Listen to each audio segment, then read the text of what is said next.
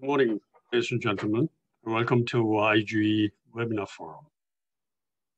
In the wake of the coronavirus pandemic since last year, perhaps nothing has attracted more attention than the topic of ESG. There is environment, social, and governance in corporate and investment management. The apparent mainstreaming of ESG has been driven in large part by key institutional investors such as BlackRock and public pensions like CPPIB, that is Canadian Pension Plan Investment Board.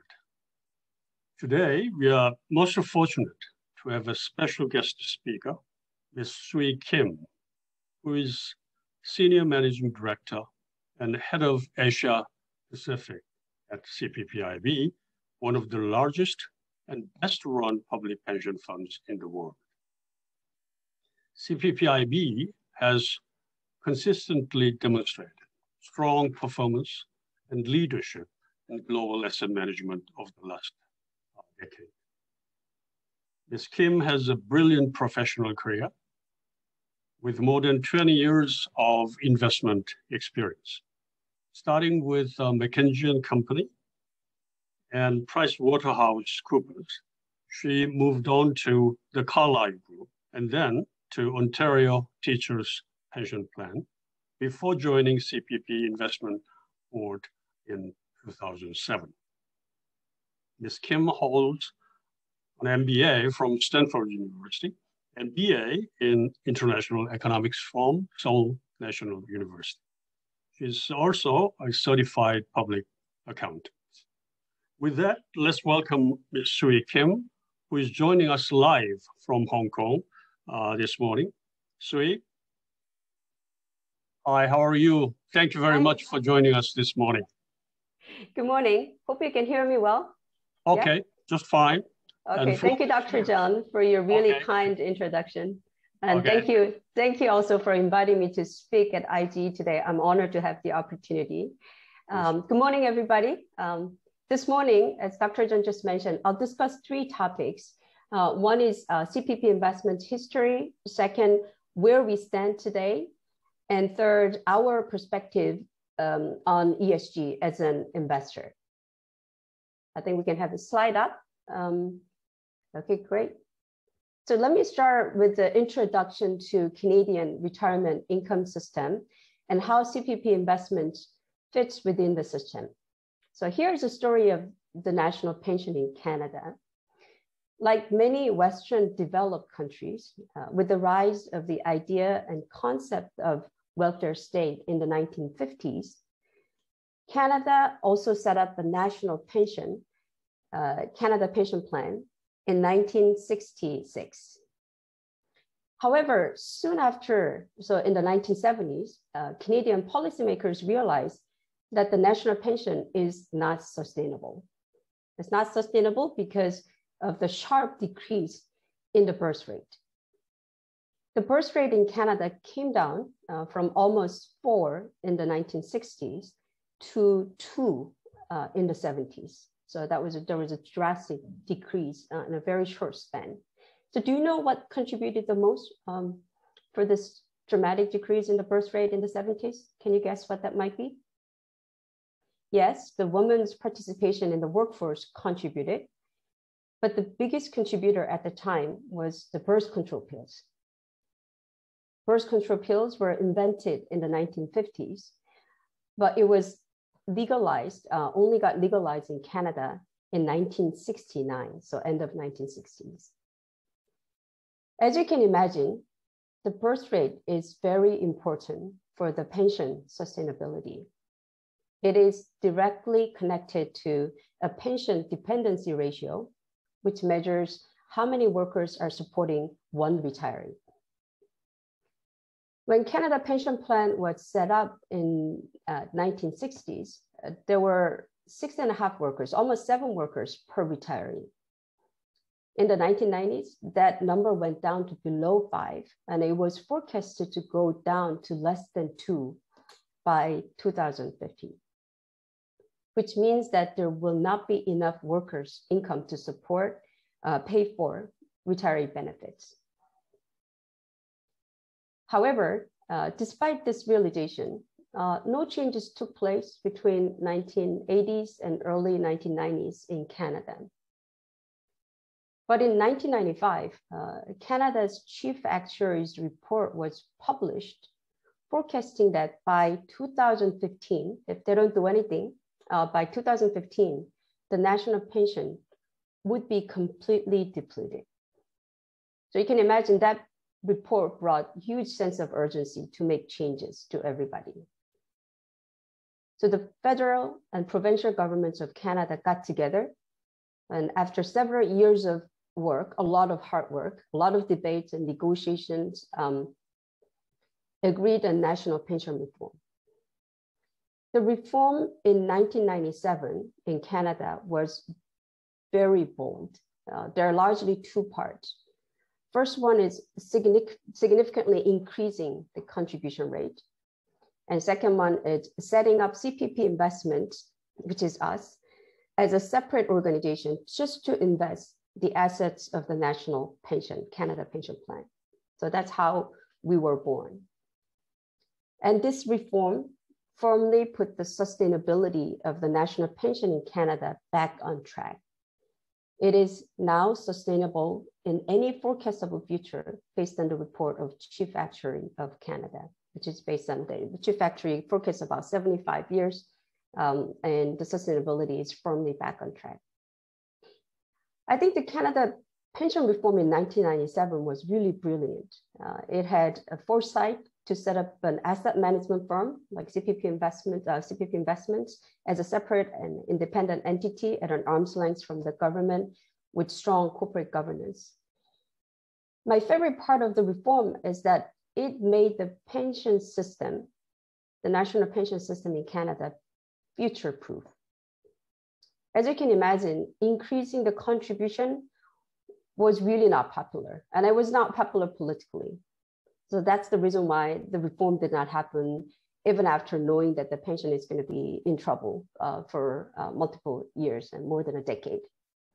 So that reform process was very painful.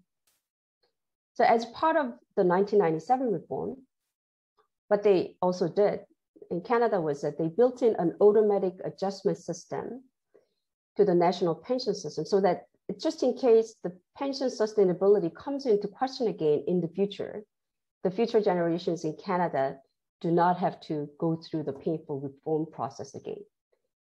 So there's that automatic system built in, so made that into really future-proof. So if I'm not going to go through further details about this, but if you're interested in learning more about the reform, you can read this book, Fixing the Future.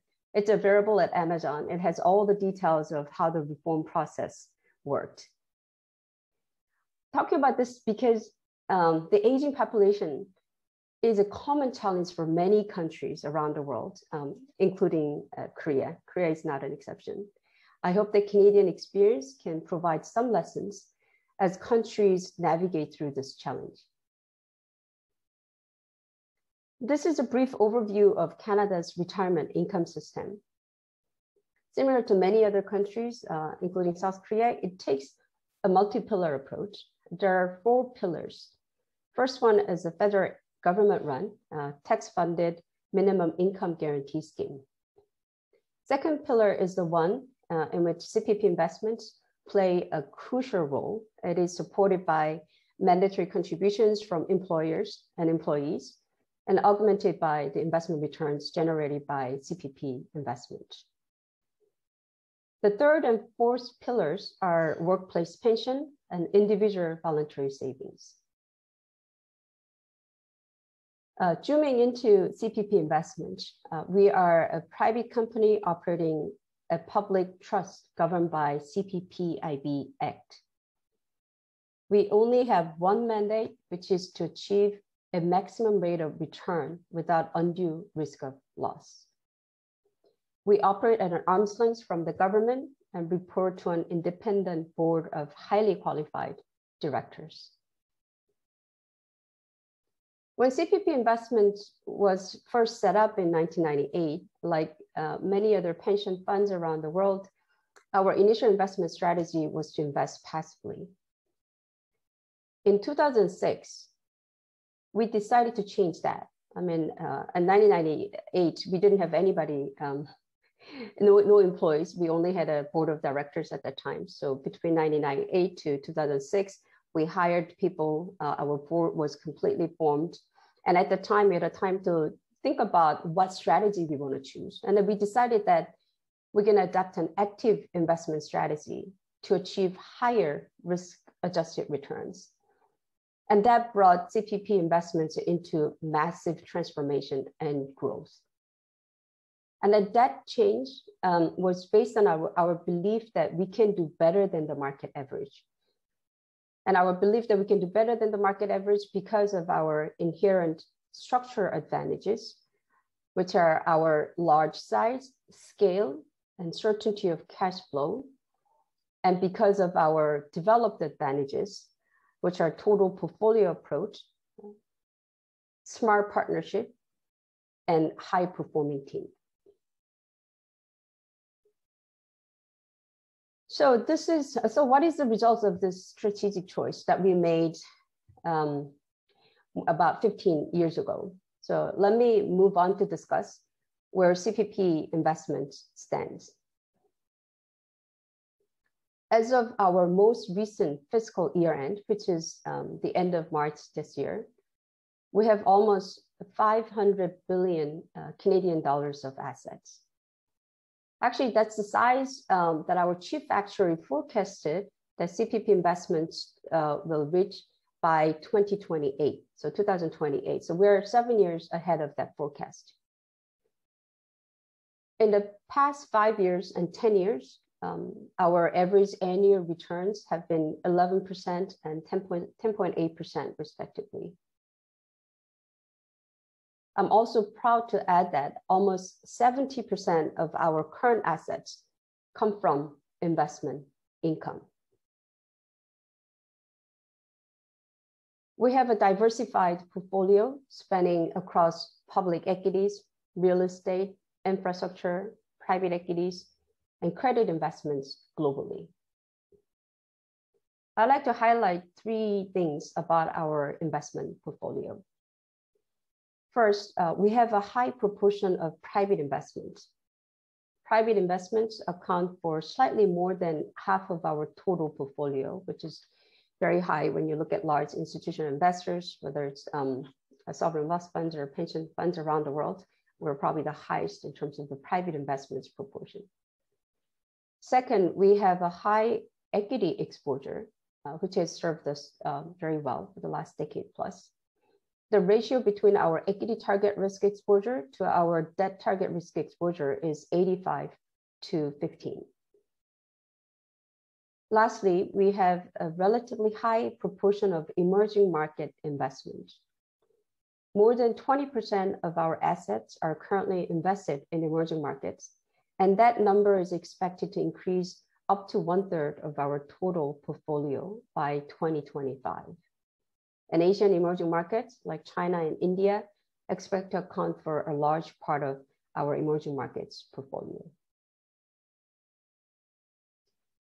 We now have almost 2,000 professionals with deep investing or functional expertise based out of 9 offices around the world in Toronto, New York, London, San Francisco, Sao Paulo, Hong Kong, Mumbai, and Sydney. We started making active investments in Asia when I joined CPP Investments and opened our Hong Kong office back in 2008. We have significant presence in Asia now with more than 130 billion Canadian dollars or 110 billion US dollars invested in the region. Our investments in Asia have been performing very well with over 12% annual returns for the last 10 years, which is even higher than our total fund returns.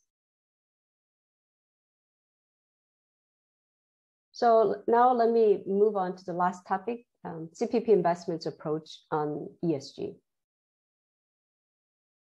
As a pension asset manager, it is critical for us to think long-term, by not just decades, but centuries, generations. We believe the 21st century has fundamentally changed the nature of business and presents us with a new set of business risks and opportunities. There's growing recognition that environmental, social, and governance, so ESG factors, can directly impact companies' profitability.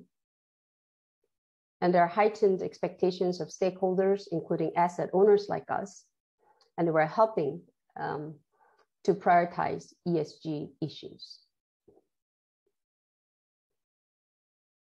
We believe that companies that manages ESG factors effectively are more likely to create sustainable long-term value.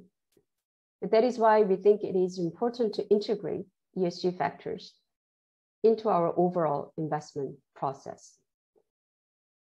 So how do we integrate ESG and sustainable investments throughout our investment life cycle? As shown here, we've been focusing on this for more than a decade. It's not an easy thing to implement. We have come a long way since we first published our responsible investing report back in 2008. And then we also set up a dedicated sustainable investing team about a decade ago. And then we've been very active and also participating as a first pension plan to join FSB's task force on the climate-related financial disclosure, and a number of other initiatives globally as well. However, I think we still have a lot to learn. Let me just highlight a couple of points about our approach, how we are incorporating ESG. Number one, as opposed to just divesting certain sectors or companies based on ESG checklists, what we do is that we take a risk-adjusted return approach, incorporating the impact of ESG factors in our financial forecast when we make investments. So we try to calculate what is the risk and what are the returns that we need to see given the risk in any given companies or opportunities that we're seeing. For example, we implemented an evaluation framework. It's one of the evaluation framework we implemented, requiring our investment team to perform a climate change related risk and opportunity analysis using our two bookend scenarios. One is a high physical risk case if the world fails to fight against the current trajectory. So if the world goes on the current trajectory, we see high physical risk around the world due to climate change. And the other bookend we're looking at is high transition risk case, which is a case of if the world can make drastic improvements on greenhouse gas emissions, which assumes that companies and that the countries will dramatically adapt and change the way that they operate currently. So there will be high transition risk in that case. So this analysis is mandatory for all our investment team.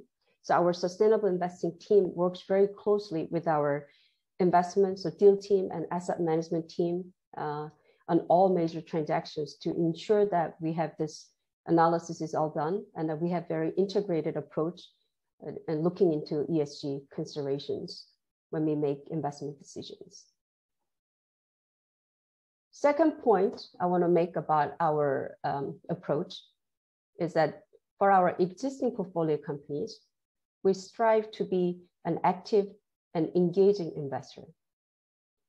For public investments, we actively exercise our voting rights based on our own proxy voting guidelines.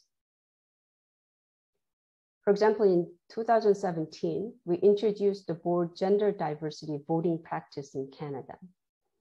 We engaged with companies that we voted against on this topic, and more than half of them were able to improve the diversity the year after.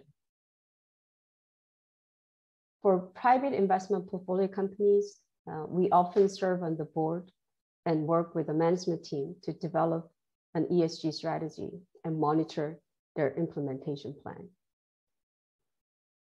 In addition, we have developed an ESG materiality framework, which is very important in gaining insights into which ESG factors impact the company's financial and operational performance the most. And then we also have our own ESG database to systematically measure and monitor our investment. Last point I want to make about our ESG approach is that we view ESG not only as a risk, but also as an opportunity. Capitalizing on ESG opportunities has been our focus, particularly those related to climate change. For example, we are a large investor in renewable energy sector with more than 9 billion Canadian dollars invested over the last 3 years, led by our dedicated sustainable energy team. We have also invested in companies around carbon capture, utilization, and storage, so CCUS, battery technology, electric vehicle charging stations, and food sustainability. In addition, we are the world's first pension asset manager to issue green bonds back in 2018. And the proceeds of those green bonds were used to generate over 14 million megawatt hours of renewable energy and to reduce over 9 million metric tons of CO2 emissions per year. While we see greater efforts being devoted to address ESG risks, businesses are still trying to get up to speed with what it means to incorporate ESG into their decision-making. And I think this shift in mindset from simply ticking the box to fully integrating ESG into business models and strategic planning is really critical. I'd like to end my remarks by making 2 suggestions on how to ensure that companies and key stakeholders keep ESG as an ongoing important consideration. The first suggestion is that regulators should continue to step up in formulating and implementing ESG related regulations. We're seeing this around the world, and we're seeing this being accelerated around the world as well, including in Korea. It is encouraging to see that this year, for example, FSC in Korea announced a series of measures, including implementing mandatory ESG disclosure for listed companies. Second suggestion I have is asset owners should actively engage asset managers and portfolio companies to incorporate ESG risks into their business considerations. As an asset owner, we have frequent conversations sharing the best practices of ESG with our portfolio companies and investment partners. We're seeing more and more other asset owners focusing on this as well, including KIC and MPS in Korea, which is great to see. In summary, we firmly believe that embedding ESG considerations into investment and asset management process is critical for creating long-term sustainable value. Thank you. Okay, thank you very much, Suyi, for your very informative and insightful opening presentation. I appreciate that very much. For the remainder of our time, for next about 30 minutes or so, I would like to explore some questions for discussion with you as a follow-up on what you have already talked about. But before I do that, I just wanted to make a note that I was very happy that you started with the review of what CPP has done for its pension reform for the future of Canadian people. I always thought that that should serve as the benchmark for much needed pension reform in Korea. So I would like to stress that CPP reform experience will serve as a very resourceful experience lessons for the national pension reform we have to undertake sooner rather than later. Now, talking about these ESG issues, and before that, I would like to start with the question about CPP investment strategy as affected by the pandemic. Are you changing your investment targets or strategies as a result of COVID-19, especially in the in Asian market? Is there any particular industry you are paying attention to in the post-pandemic era? And lastly, what is your overall investment outlook for Korean markets? I would appreciate you. Thank you, Dr. John. So I'll answer the first one first. That COVID-19, the quick answer is that COVID-19 did not change our investment strategy. As I mentioned earlier, we plan to invest up to 1/3 of the fund in emerging markets by 2025. We made that announcement back in 2018, and that we did not change that, and that we don't plan on changing that. And with that investment strategy, Asia is a big component of that, and Asian emerging markets like China and India will be a big component of that investment strategy. What pandemic might have changed is that, as we all know, that has actually changed the way people live. And that really accelerated technology-led transformation around the world, including in Asia Pacific and Korea. We see that long-term opportunities around innovation and sustainability themes being accelerated as a result of that too. I already discussed our investments around the sustainability, particularly related to climate change in various sectors, whether it's renewables and the food sustainability and other infrastructure related ones. On the innovation part, I mean, you probably heard a lot about this from others as well. And as you know, this is all moving into all the sectors. It's not only one or two sectors. And then we've been expressing this innovation theme by investing in many different sectors, like directly related to technology would be e-commerce, telehealth. Telehealth really picked up over COVID time. And education technology, where we made a couple of investments there as well. Fintech companies.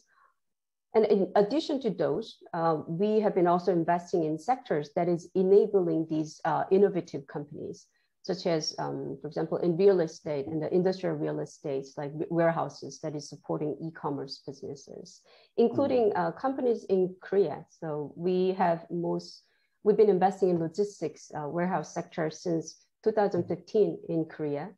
And earlier this year, we upsized our joint venture on this logistics with ESR to $1 billion US. So that was effectively doubling our investments. We also listed REIT on our assets as well. That was, I think that's the first logistics REIT listed in South Korea. And then we're going to continue to focus on this logistics investments in Korea and also other countries too.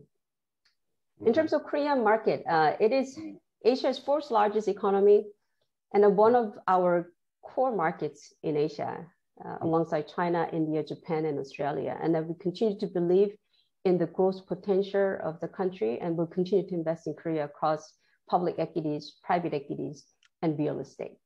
Okay, all right, great.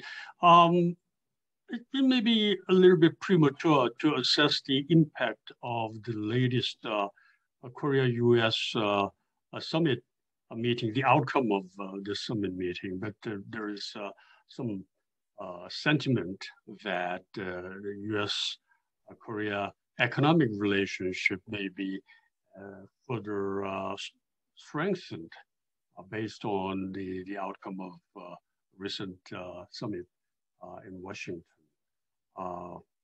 Is it too early to ask this question for you? What would that mean? What would that mean for investment opportunities in Korean enterprises having a close business link to the United States?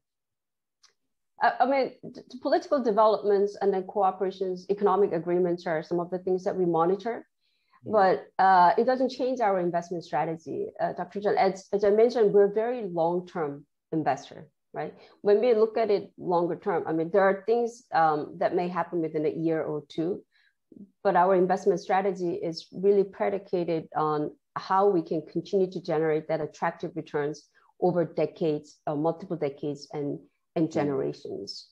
So that does not change our investment strategy, but I'm glad to see actually around the world, there has been a lot of discussions on economic cooperation, including RCEP that was agreed. I know that it's going to take multiple years or maybe decades to implement it, but nevertheless, it's a good sign to see that countries are working together on economic cooperation, or CPTPP may come through, which is also a great one if it gets revived.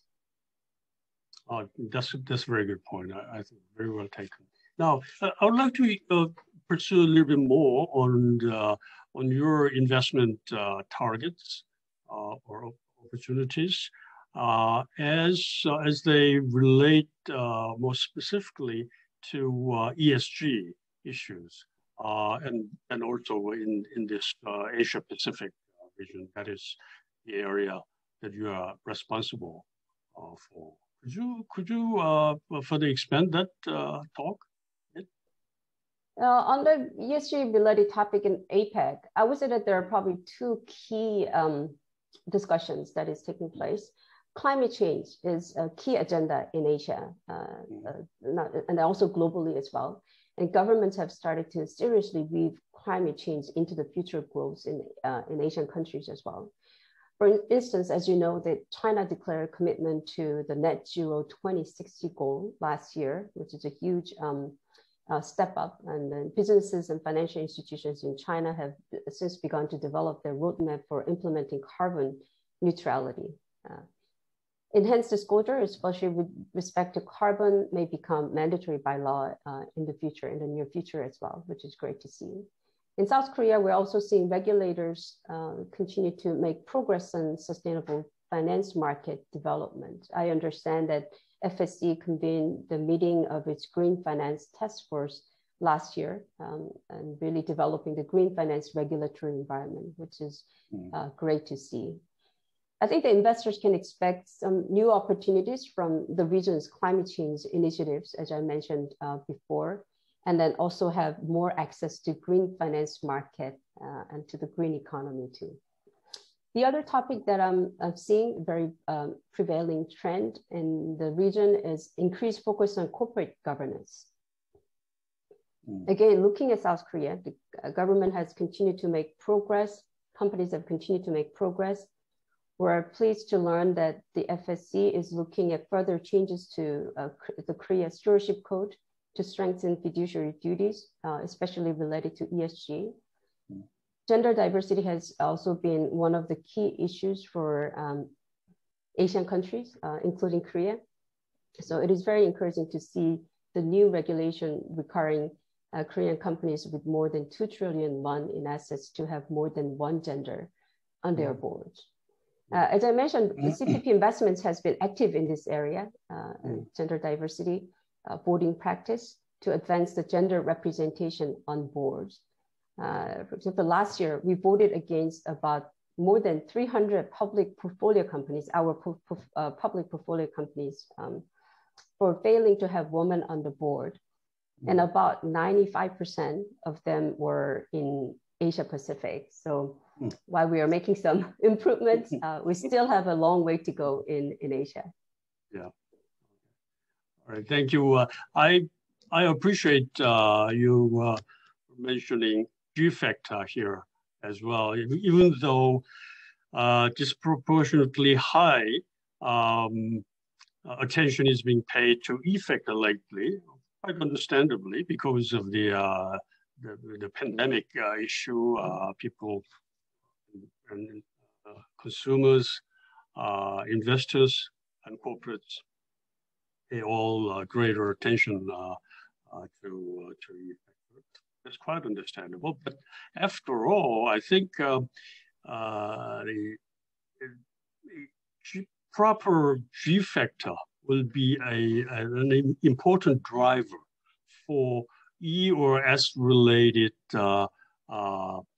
issues to be resolved, because this proper governance system should be in place to make all the important changes or strategic direction the company is set up sustainably. So I like the point that you made, the importance of this issue, whether that is a gender diversification or more responsible or independent board functioning properly for the long-term interest of the company and shareholders and stakeholders alike.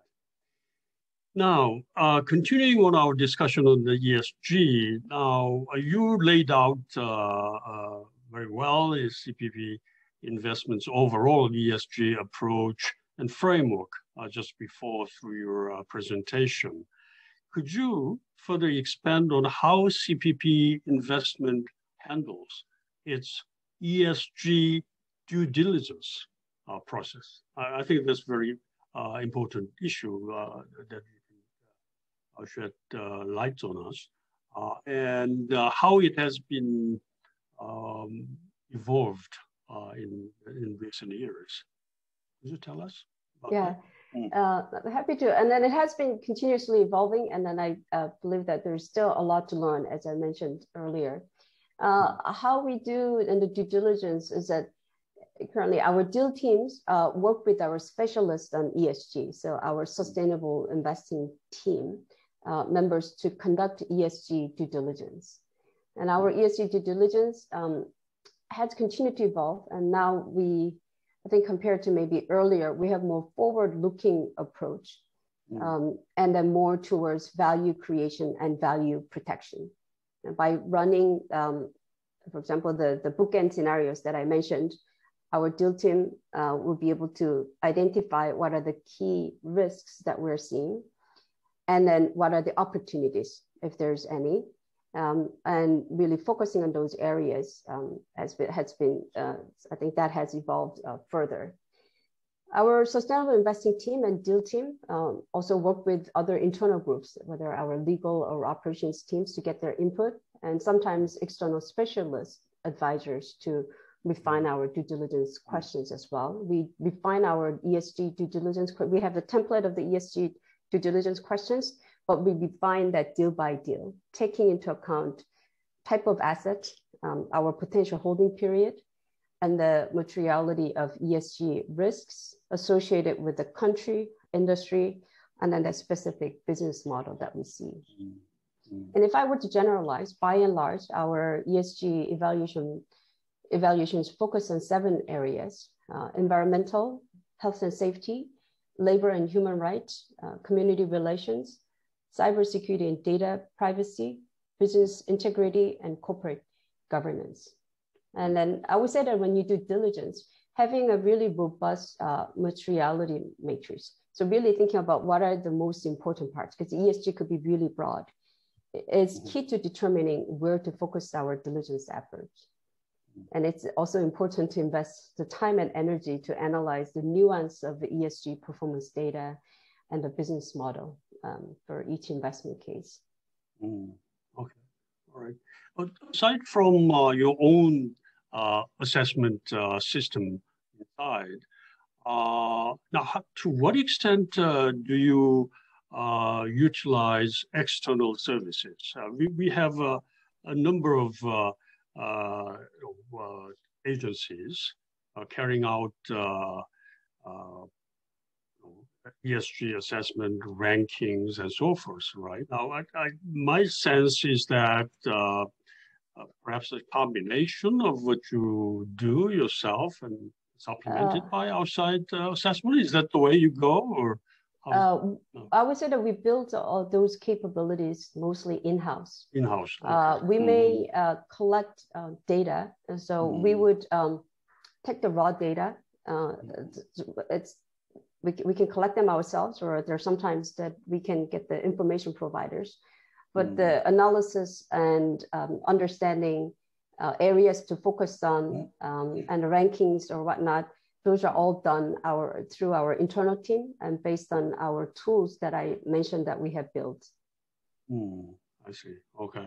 It took us many years, like decades, to be able to do that. So you are the beginner. I mean, only starter for ESG. So by now you may have a very dependable in-house system. But I tend to think that there are quite a few organizations or institutions that rely on external service, right? So I was asking, well, how you stand on this? Yeah, and that what's most important is, I mean, although we started this effort earlier, as you may know, Dr. John, that we need the information, the disclosure from the companies, and disclosure of the companies. It's improving, but it wasn't there for a while. And I think now we are actually promoting and we are encouraging our portfolio companies to adapt SASB and then TCFD, but just coming up with those standards took some time. So I would say that we are all kind of learning as well, and I expect more evolutions to come as well. Okay, all right. Okay, thank you for your enlightening feedback on this. But quite frankly, whether the information through disclosure and very sophisticated database, particularly company may have, but it depends. The level, scope of data, or sometimes quality of data that you're looking for, may depend on the size of the company or the maturity of the company that you're considering. So what I'm saying is that there are some sort of concerns that are being raised in the process of actively utilizing and expanding ESG management system, that small and medium-sized companies have relatively hard time to comply with this system because of lack of resources and gathering data, adequate data themselves is a challenge for them. What sort of advice or suggestion that you may share with us? It's a tough question, right? So yeah, I think for the publicly listed companies, Dr. John, you're right that, I mean, just by being a publicly listed companies, they're above certain size. So those size helps for them to get ready for or being able to reallocate their resources to be able to focus on this. For private companies, as I alluded earlier, we work with the companies closely to help them think through ESG, whether it's an ESG disclosure or it's an ESG strategy or ESG related operations. So we're very happy to work with our portfolio companies on that end and to be a great long-term capital partner for those companies. Okay, all right. Okay, thank you. Let me move on. How about, can you talk about how you engage with your managers and portfolio companies with respect to ESG, particularly in APAC, the Asia Pacific? Yeah, as I alluded, proxy voting is a key tool for us. For the publicly listed companies, we actively participate in shareholder meetings and vote for our shares in all publicly traded portfolio companies. And private companies, as I just mentioned, we have regular dialogue with our company management team to provide counsel on ESG issues. Like, for example, like we engage with the transportation company in Australia. We own a company called Pacific National. We help them aligning their reporting with SASB and TCFD that I just mentioned, that we're promoting and encouraging our portfolio company to adapt. And then we help them to align their reporting with that standard as well. we also provided advice on the governance and strategy, particularly reaffirming board oversight and management accountabilities and broadening how ESG drives the value for the company. And this company will be issuing its first ever ESG report very soon, and with reference to our recommendations there too. So that's one of the examples on how we work with the private companies. For our GPs and external managers, we also require them to respond annually to the monitoring questions on to capture updates and any exchanges to existing ESG processes. And we're seeing these external managers also need to report and present their ESG policies and practices, both in financial reports as well as at annual investor meetings. Okay. Perhaps a more general question about the direction of ESG. Almost everybody agrees these days that this is a truly emerging issue. It is already becoming mainstreaming, and also could be a mega trend for generations to come. But on the other hand, some people express concerns or some skepticism about how long this and how strongly this trend will sustain, because we have seen many cases like inclusive capitalism and responsible investment. Whenever we experience financial crisis or economic crisis, global economic crisis. But some, earlier sentiment tends to, fades away as time goes on. The enthusiasm goes down. Now, what is your view on this? Is ESG irreversible mega trend in the coming decades, generations? We don't believe this focus on ESG is just a short-term phenomena. As I mentioned, we've been focusing on this for more than a decade. And then we firmly believe that ESG, companies understand, address ESG issues better, generate the long-term value, more so than companies who do not. So as a long-term investor, we've been focusing on this for quite some time. And then when you think about it, Dr. John, environmental issues and governance part might be a bit easier to comprehend. Governance side in particular, as an investor, as we all know, if the company does not have proper governance, it's easy to destroy value. And on the other hand, having the proper governance will create the value over time. And then that might be pretty straightforward. I do have private equity background, and I would say that the biggest part of the private equity deals value come from having governance arbitrage, making it very clear who's running the company, and then that strong ownership really can generate the value for the companies. Environmental side is also, you could say, that pretty straightforward in a sense that companies that destroy environment, we have seen over and over many cases that reduces the value of the company. Its part might have been, it might be maybe a bit more subtle and harder to think of directly connect to the value of the company, but that S part has become very important, particularly over this pandemic as well. Right. As we all know that for companies, and our companies included, our employees' health and safety became actually on top of our focus, our management team's focus. And that is part of S as well. So I think this is not just one short-term phenomena. And then I think when you think about it, the items, I mentioned 7 different categories that we look at. A lot of items, when you look at it, it's just doesn't make sense for the companies not to focus on those. All right. Okay. Yeah, I agree. Thank you. Also, I liked your point on the growing importance of S factor in the aftermath of the coronavirus pandemic.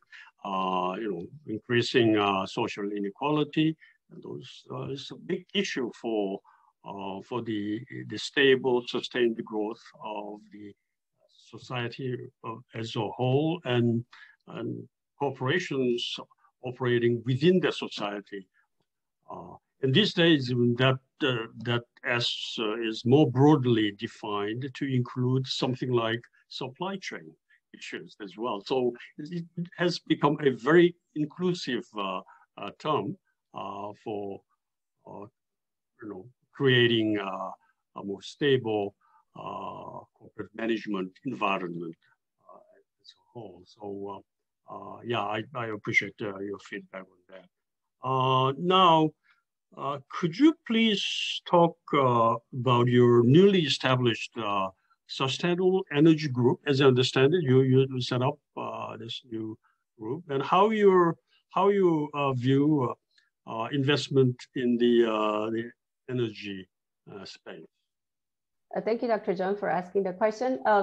This Sustainable Energy Group is new, but it's a combination of our existing investment groups. It combines our expertise in renewables. So we had a renewables team before, conventional energy, and new technology solutions. And our decision to put all types of energy investments together under the same group, it really demonstrates how important we think these sectors will continue to be, and our commitment to gain synergies across the space.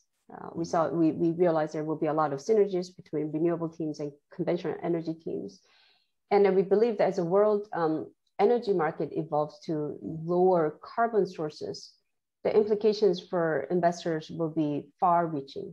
And to be able to really understand that, it's better to combine those groups and have the synergies across the space, was our belief.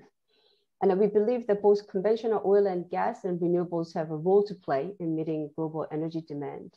And then we're going to continue to explore opportunities in both in traditional energy and renewable energy sectors in a prudent manner to ensure that we deliver risk-adjusted returns, attractive returns for the fund in the long term.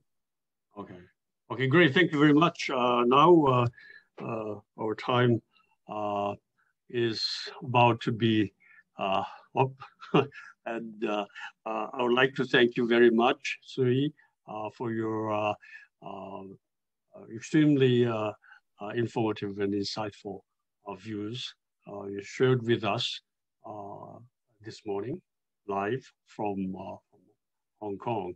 And I always enjoy talking to you, and that's why today I monopolized the question myself, without inviting questions from our audience. I would ask our audience to forgive me on my taking all the time to ask your questions myself. Once again, thank you very much. I very much look forward to seeing you in person later this year with the help of vaccines. Till then, stay safe and healthy, and all the best. Thank you very much. Thank you, Dr. John. Thank you. Thank you.